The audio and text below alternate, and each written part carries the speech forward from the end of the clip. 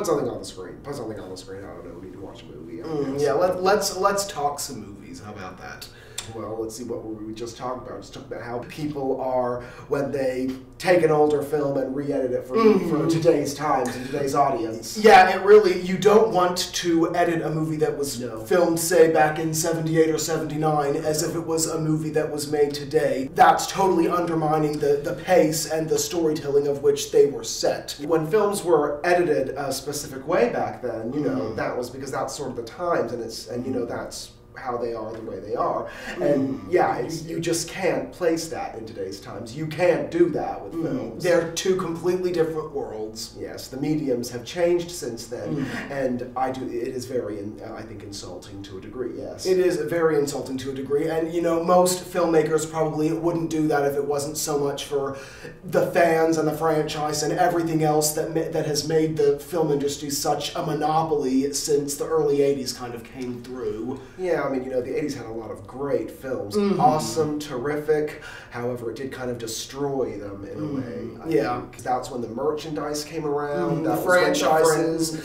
That's just about the worst that it could get right there. It's terrible. That's why film students and aspiring filmmakers like ourselves, something that we're really trying to do, that we're going to have a lot of hard work getting done, bring films back to being an experience.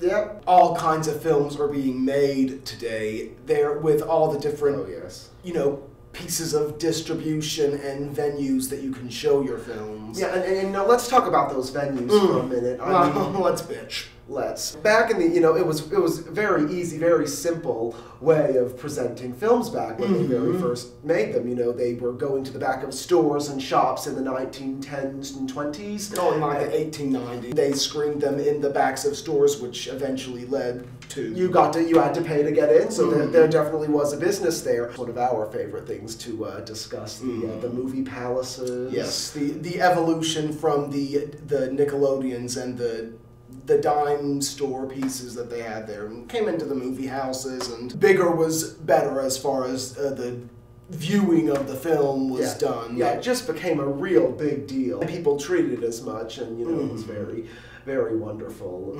Something that I will say about films today is that, you know, people just don't seem to be on it as much as they used to. You know, with vision and direction and a message, which is something that we very much believe in. It should have a moral or a message. At least try to do something to capture what's going on in this life at the moment. Not something to be brought back to again and again and again. I mean, if it becomes an evergreen to those in the know, then all the better for it. But it needs to be captured. It needs to be a piece of time that you look back on. It needs to be like a photograph.